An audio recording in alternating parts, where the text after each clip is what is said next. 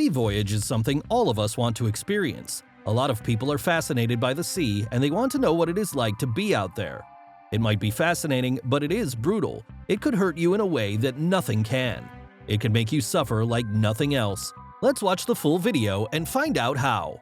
Welcome to Movie Recall. In today's video, we will be going through the 2018 movie Adrift. It's time to recall. Let's get started. Turn on subtitles and spoilers ahead. The movie starts and we see our main character. She is a girl named Tami who loves sailing in the sea. She is from California. She expresses that she loves the sea so much that she wants to spend her whole life sailing across the sea. This is what makes her happy and satisfied. Tami joins sailing after she has graduated. 5 months before the hurricane, Tami arrives in Tahiti on a yacht. We see that Tahiti is a beautiful island, which is why Tami is in love with this destination. She meets a man named Richard Sharp in Tahiti who is a British sailor and has been living on the island for a long time now.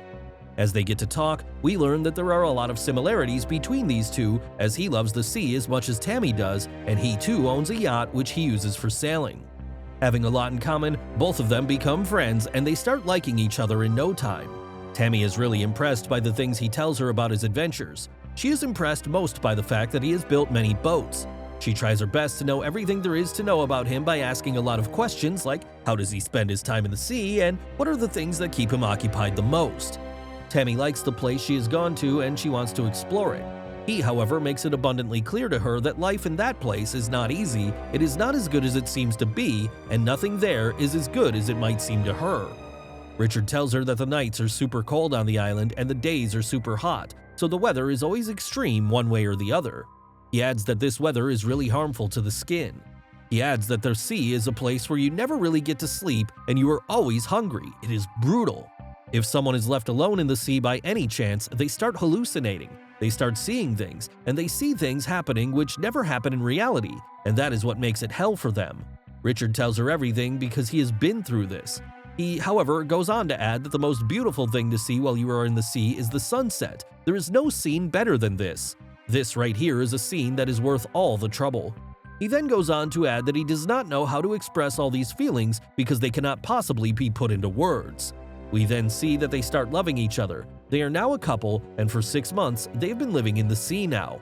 Their days are pretty much the same. One day, Richard's friends come to see him. They are a couple, Peter and his wife Christine. They are also from California and have their personal yacht, which is really beautiful. They are the owners of Hazania, a luxury Trintella 44 yacht. They, however, tell Richard that they had to leave in an emergency, so they request Richard to bring their yacht to California. Upon finishing the job, they offer him good money, and Richard makes a deal with them. Richard accepts the offer on the condition that Tami comes along and that they also give her a return ticket. This is good for him as he is going to be paid for something he likes to do, and the money is really good as well. He will be paid $10,000 upon completion of the assigned task. Richard and Tami then go see the yacht, they love it, and are really happy that they got the deal. Both of them gather all they need for their voyage and get ready to sail. They go through everything before they embark upon this voyage. They have everything they're going to do decided beforehand. They have to sail 4,000 miles, which is a long way. The journey is going to take many days, and Richard proposes to Tami with a handmade ring. She accepts, and they marry before leaving for California. Tami also tells him that she loves him the most, and both of them are really happy with the way their lives are going. Everything goes smoothly, but then comes the day when they sense a storm coming. They notice a bird coming with a strong wind that lands on their yacht. They are really weirded out by the fact that a bird has landed on their yacht and there is no land nearby. It makes one thing clear, that the bird has flown a long way with the wind. Tami and Richard then receive news of an approaching cyclone, Hurricane Raymond, but decide to continue to San Diego anyway. Richard, however, decides that he is going to move in the opposite direction of the storm. Their decision, however, turns out to be a bad one. The two even go back and forth about changing the direction of the yacht, but they soon realize that they have wasted a lot of time.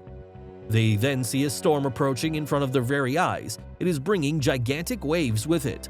It now starts to feel difficult keeping the boat under control. Both of them are heartbroken with the thought that they might not survive this. As the storm hits, Tami tries to radio for help with no response. The storm alters course, and the yacht enters the eye of the storm.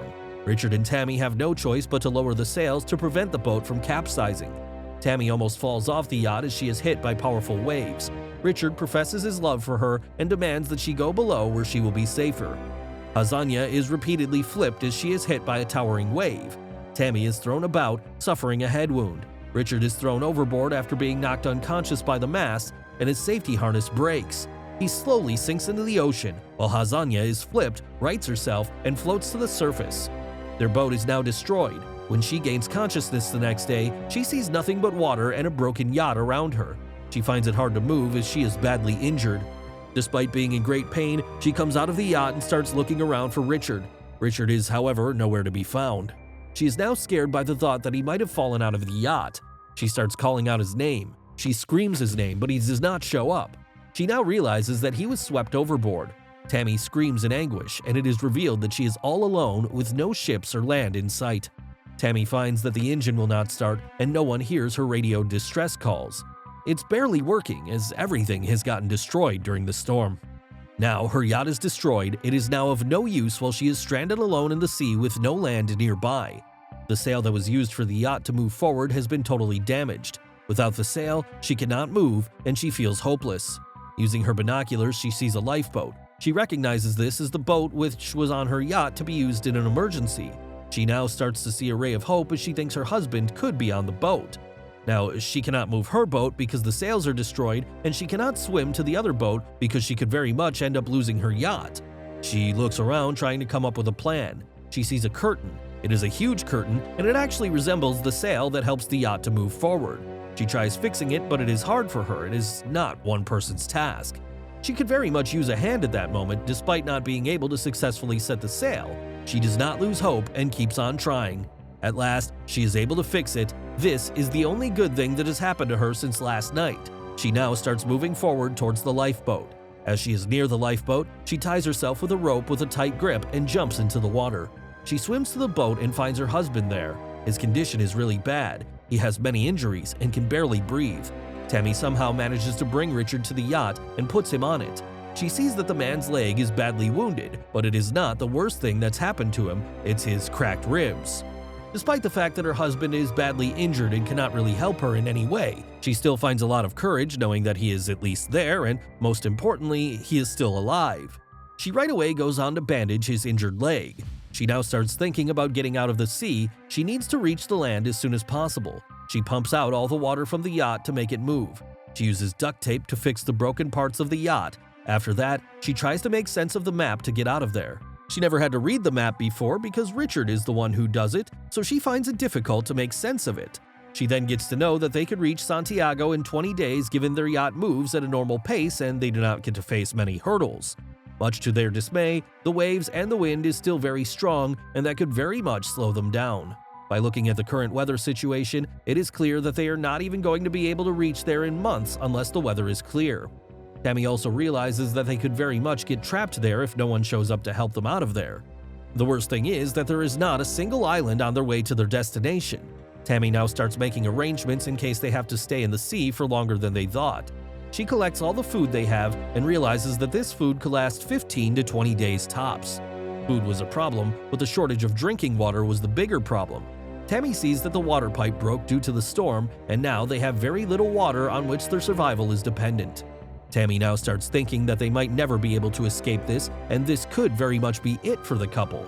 Death stares into their very eyes as if there is no hope. They are out there in the middle of nowhere, a place where no creature lurks. The weather is brutal, and on top of that, their health keeps deteriorating due to the shortage of food and water. Food is a problem because Tami is a vegetarian and she does not want to eat fish. Richard, however, tells her that they can't really afford to be picky at that moment, and they won't go out of food if she just keeps catching fish. Tami refuses at first, but then she does try catching fish. She, however, does not know how to do it and ends up failing every time. Tami is frustrated with herself and apologizes to Richard. Something good finally comes their way as it starts to rain. She enjoys the rain. She tries to store as much water as she can, but she is not able to store much. As Tami stands on her boat waiting for something to happen to them, she sees a large cargo ship heading straight for Hazanya and fires multiple flares, but the ship sails on past them as they think there could be no one out there given the circumstances of the sea. They have been stranded there for 20 days now, and their condition is really bad. The brutal sea weather has started to take a toll on her as well. Tami wonders if she has been hallucinating, and Richard begins to suffer from a high fever. As the sun rises the next morning, Richard reminds Tami that a red morning sky warns of an approaching storm. Expecting a storm to hit, Tami prepares by creating a makeshift shelter, though the storm turns out to be just a minor squall. The next day, Richard is disappeared.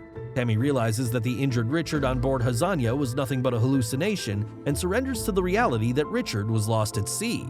On the 41st day, Tami finally spots land in a Japanese research vessel in the distance and fires off 2 flares, successfully attracting its attention. The vessel lowers food and water supplies to Tami and tows Hazania to shore.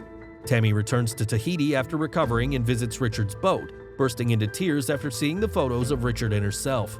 She goes to the beach with a frangipani flower, places her engagement ring around the flower, and lets it go into the water. It is revealed in the credits that Richard Sharp was swept overboard and never found. Tami, on the other hand, survived alone aboard Hazania for a total of 41 days before she was rescued. She continues to be an avid sailor. During the credits, a series of news articles, pictures, and a video of the actual Tami and Richard are shown. Thanks for watching. Please like, subscribe, and click the bell icon to get new movie recaps.